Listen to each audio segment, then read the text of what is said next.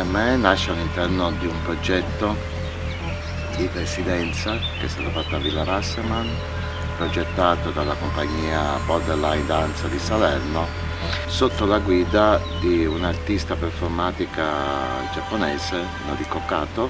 Il progetto era Emozioni nella quotidianità. Questo studio aveva il compito di sviluppare per ogni compagnia una performance di 20 minuti sul tema dell'emozione nella quotidianità. Me ha il senso dentro di me, è una produzione collettiva.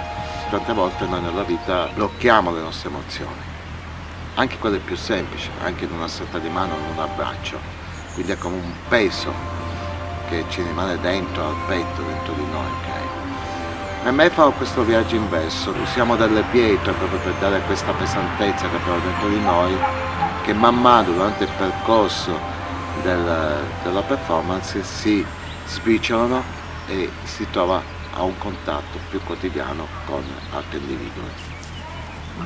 Quello che ci ha comunicato Noriko, l'importanza dell'attimo, anche di una frazione di secondo nella quotidianità, comunque è comune all'azione scenica teatrale.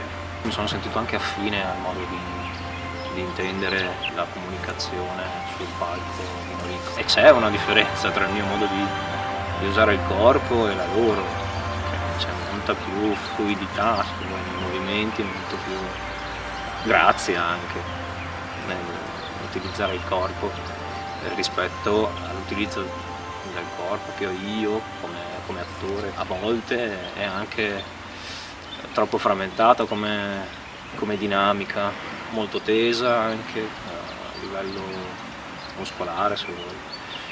E questo mi è servito anche per mescolare le due cose, perché in effetti un attore credo debba sapere fare un po' di tutto. Questo workshop fatto con Noriko mi è servito per chiarirmi le idee, aprirmi orizzonti a cose che fino a prima non mi ero neanche preposto di raggiungere.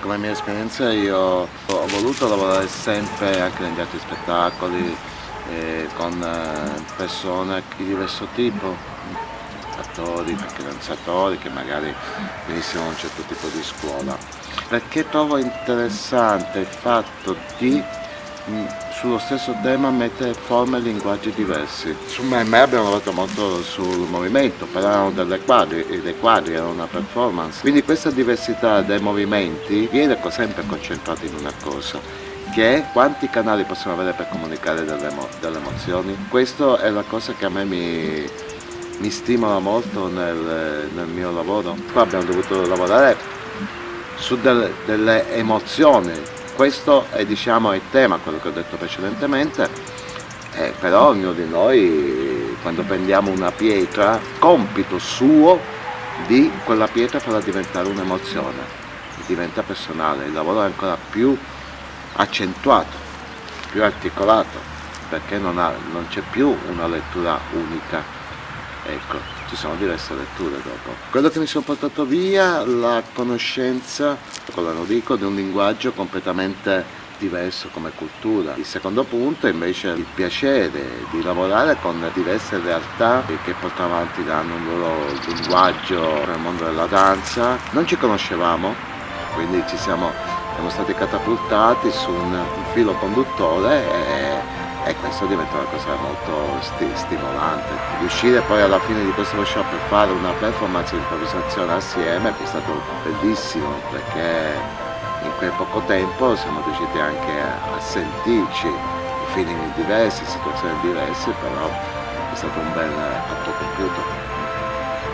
Effettivamente c'è stato uno scambio di emozioni, di informazioni, vedendo modi di lavorare diversi dal mio, ma anche diversi tra loro.